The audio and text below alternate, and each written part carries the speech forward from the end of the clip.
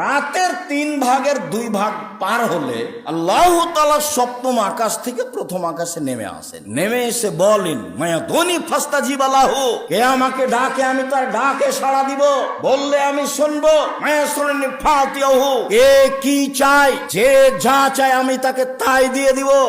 আলা কুল্লি শাইইন কাদির, তিনি সর্বশক্তিমান, সবকিছু করতে পারে। কে গাড়ি বাড়ি চায়, কে জমি জায়গা চায়, কে ছেলে মেয়ে চায়, কে বিপদ থেকে বাঁচতে চায়, যে যা চায় আমি তাকে সেটাই করে দিব। মায়াস্তাগফিরনি ফাগফির লাহু, কে আমার কাছে ক্ষমা ভিক্ষা চাই আমি তাকে ক্ষমা করে দিব।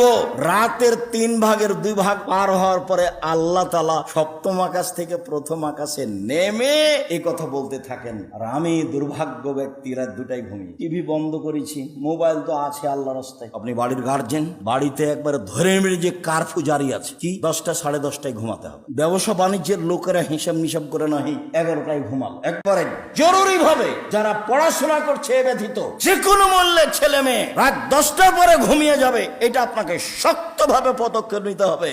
একরাহুল কালামা বাদালে সাহে, এশার সালাতের পরে আল্লাহর নবী কথা বলা ঘৃণা করতেন। একরাহুল নাওমা কাবলার এশায়ে, এশার সালাতের পূর্বে আল্লাহ রাসূল ঘুমিয়ে যাওয়া ঘৃণা করতেন। এশার সালাতের পূর্বে ঘুমিয়ে যাওয়া ঘৃণা করতেন, এশার সালাতের পরে কথা বলা ঘৃণা করতেন। বুখারী মুসলিম।